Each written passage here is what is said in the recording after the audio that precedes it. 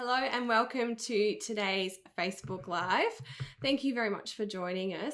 Today we're going to be talking about how much space do we need.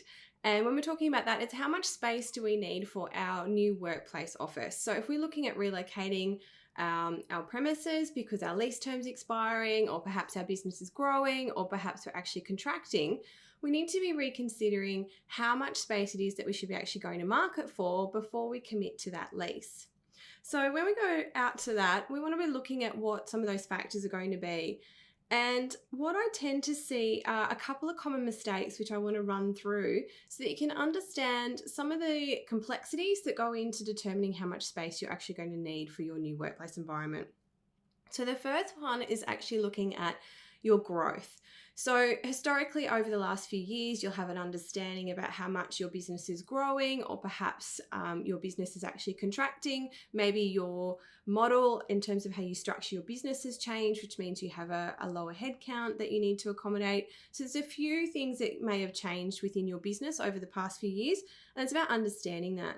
What I often see is organizations who are in a growth phase, they will be making projections around how many people they're going to be taking on, but then they apply those same sorts of metrics around the growth of their people to the growth of their space without having a great deal of understanding about how those people are going to actually be using that space, or how much space those people need to be occupying to actually perform their role.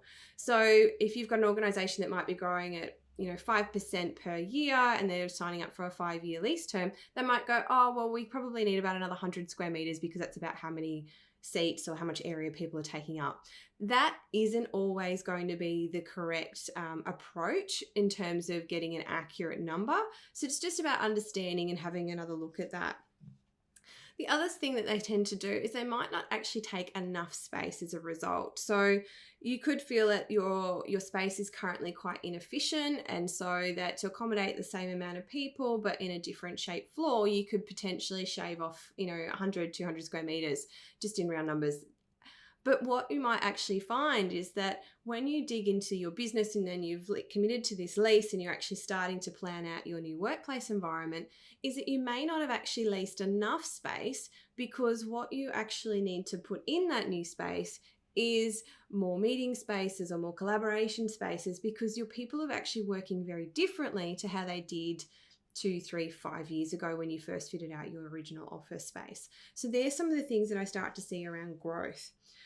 What you may not also understand is the way that your space has evolved over the last period of your lease term, that's 5 or 8 years, because what we tend to see is that the way the space was originally designed is not how we're actually using that space now.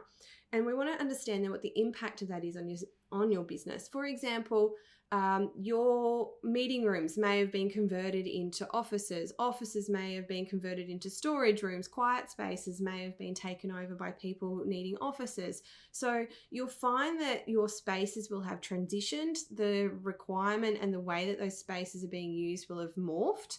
And it's just about sort of sitting back and understanding that. The third thing that we start to see in terms of those common mistakes is that the shape, the size, and the configuration of each floor plate can actually have a significant impact on your requirement. So by understanding the number of columns that are on the floor, the depth of the floor plate, so from the glazing to the core, where the core is actually positioned, the shape of the building, each of those elements actually plays a part in understanding how much space your business is actually going to need, because it impacts on the way that you can actually utilize that space and what is actually then the final usable square meterage that you can occupy from within that floor area. So to get started, the first thing that we suggest that you do is that you really need to look at how you are currently using your office space. So as I said before, have your meeting rooms become offices, have your quiet rooms become storerooms. Where have you had to add desks in or squish people up to try and to accommodate your growth requirements? Do you have really large desks now that don't suit the style and way that your people work or enable them to collaborate effectively? Do you have enough support spaces? What does your cafe look like? Your kitchen? Is it a small, sort of very standard tea point, or does it enable people to come together to socialize and to connect? And is that going to be something that's going to be important in your building and in your tenancy for your people?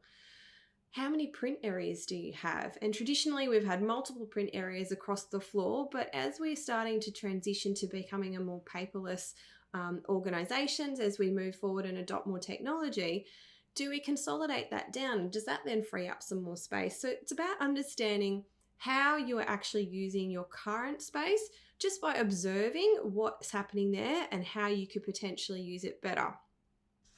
So really take stock of that and sort of understand how all of these things are impacting your business operation now, because this is your really big opportunity to start planning for that change as you move forward.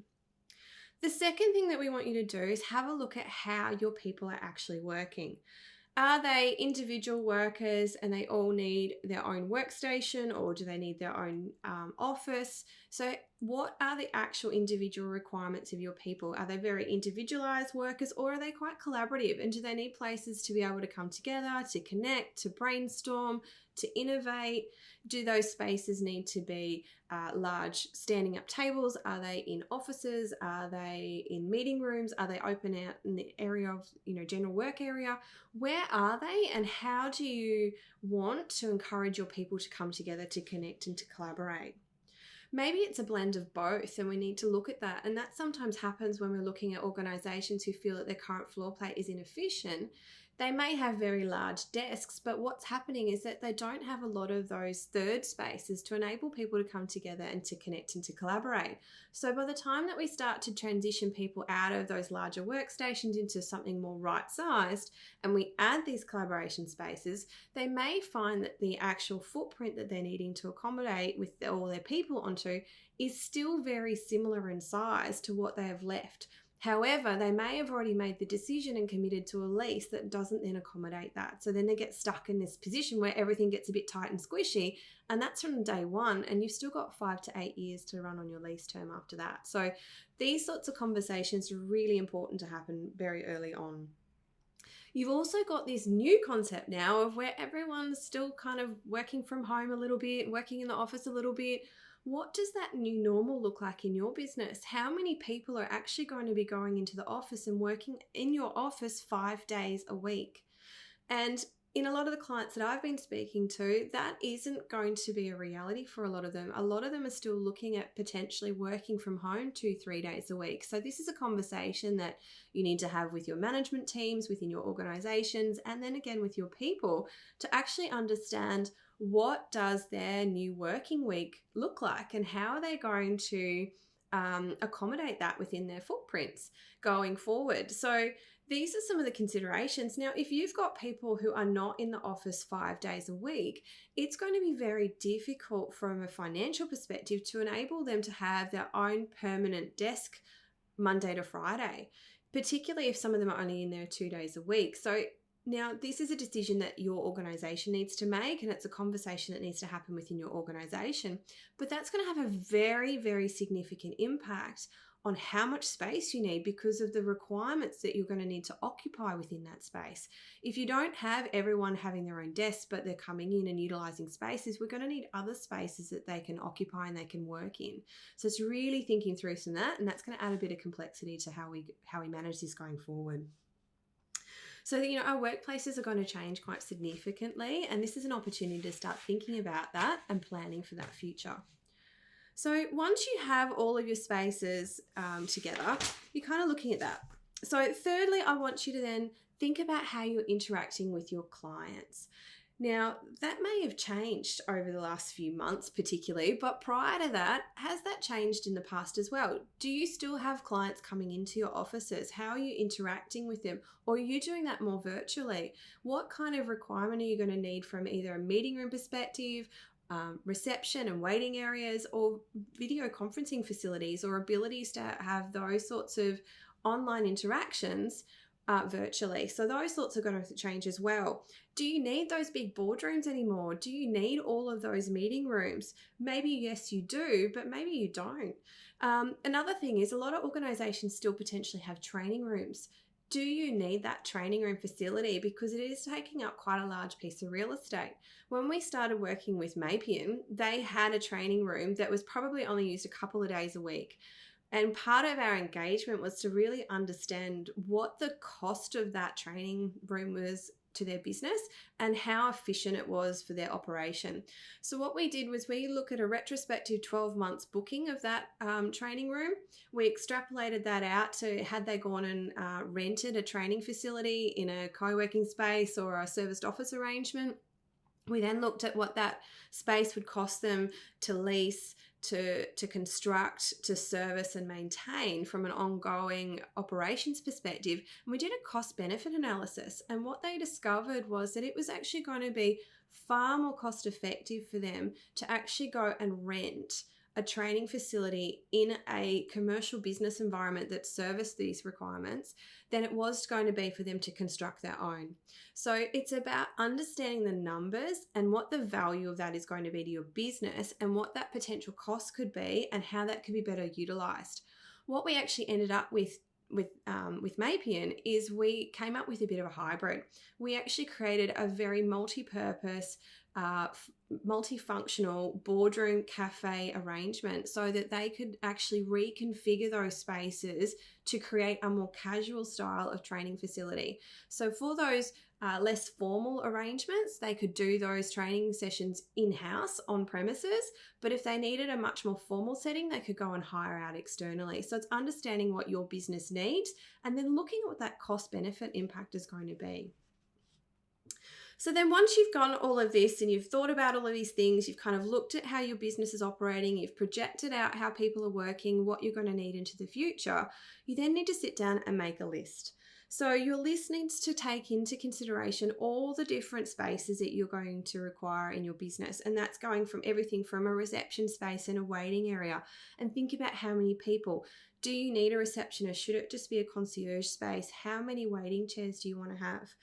Boardrooms, how big does the boardroom need to be? How many people does it actually need to seat? Can it be a multi-purpose room that's potentially 2 meeting rooms connected together because you can be utilizing them as 2 smaller rooms on a more consistent basis and then opening it up into a larger space when time requires?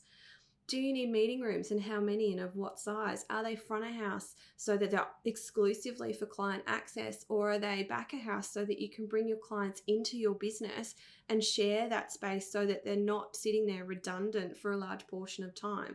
How can we multi-purpose our spaces so that we're getting the maximum amount out of our rental? Do you need a cafe? And I would highly recommend the answer to that one is a yes, because those social spaces create such a solid foundation for your organization, but what does that look like for your business? How does that space need to interact? Do you want that to become an informal work area? Do you want it to be a socialization zone? Does that become part of your collaboration space? Think about how your spaces can be used for a range of different purposes rather than just to eat my lunch or to store my food or to make a coffee. These things can be quite dynamic. Print facilities. How many printers do I need to house? How many print locations do I need across the floor? Most organizations now are scaling back to a single printer or 2, and they're in a centralized location. But then you've got all your ancillary stuff, binding machines, staplers, stationery storage, those sorts of things. Think about how much space you need for that. Comms room is the next big one. Is your business in a place where it can move to some sort of cloud computing, or do you still need on-site servers and racks, and therefore do you need to have 24/7 air conditioning? What is the requirement for your infrastructure to service your business and maintain your operation, and can that be downsized? Because when we're looking at a server room to hold racks and things, you're probably looking at a minimum floor area of 12 square meters, which is not insignificant. It's the size of a good office. So that's real estate that's being taken up there. And when we look at our IT requirements, we're potentially not considering the actual cost of the real estate that we also then need to house it and the ongoing operational cost. When I speak to organizations about when they've got an on-site server or going into some sort of cloud structure, they're often going, oh, the cloud's really expensive. But if you need to think about it a bit more broadly and going, well, I'm actually paying for the floor area that sits on. I've then got to build the room that it housed in. I've then got to provide electricity and ongoing air conditioning and everything else that goes with it, it's a bigger cost evaluation that we need to be considering there so that we can look at that footprint. We then need to understand storage. So again, I highly encourage my clients to do a complete audit of what they are actually storing. Is it something that should actually just be going in the skip bin? Should it be going to offsite archive? Can we be culling it? Can we be scanning it and storing it digitally? What are our options there? And then actually identifying what is our storage requirement? How much space is that going to need? Then we start to get into the typical things like how many offices do we need? How many workstations do we require? What are the quiet room requirements that we need? How many collaboration spaces do we need? What size are they? What style are they? Are they stand up? Are they sit down? Are they lounge? Are they desk? Are they in the open area? Are they in a noisy space? Are they behind a closed door? What do those things look like? And similarly, our quiet spaces as well. Do we want libraries and lounging, or are we just happy with quiet rooms? What is going to be the spaces that are going to best support our people to be able to do the job that we've actually employed them to do? Do we want multi-purpose spaces? So somewhere that we can support breastfeeding parents, a prayer room, a wellness room, somewhere I can just go and take 5 minutes to collect myself and, reinvigorate myself to get on with the next part of my day. These sorts of spaces are all really important to supporting your people and ensuring that they're going to be as productive as possible in your work environment. So there's a lot of different opportunities and different spaces that we need to be considering to bring into our spaces. So once you've got all of these spaces listed out, you can then start to begin to apply some areas to these. Now, this is where it's going to get a little bit trickier because you need to have an understanding of how much space each of those elements are going to require, but that's something we can help you with. And if you're interested, drop me a line and I'll be happy to share a template with you so that you can start to calculate out how much space you actually do need. And then that's going to start to look at what your total area is for all of those elements. But that's not the end of it, because once you've actually got all of these spaces mapped out and you know how much space each of those are going to need, you've then got to apply a circulation factor. So for all our corridors, in between our workstations, around the lift core, all of those circulation factors need to come into play as well, and that's going to increase your floor area requirement. But then you've also got your fit factor. Now, the fit factor takes into consideration the shape of the building, the number of columns, how much of that space is actually going to be usable. And it's a percentage that we tend to apply to our calculations just to give us that little bit of movement to ensure that everything actually fits into your floor plate. So these are all the things that are going to start to impact how much space you actually need. So as you can see, it is quite a detailed process, but by doing this, you are going to have a far more significantly, you're going to get so much more clarity. You're going to have so much more comfort that the lease that you're going to be going and committing to is actually going to service the needs of your business, because you've put some science behind the actual calculation of your number. You haven't just kind of gone, oh, it's a bit of this and it's a bit of that, and I'll add that and I'll take that off our current number. You've actually taken the time to think about all of the needs in your business and build a scenario that supports your business growth.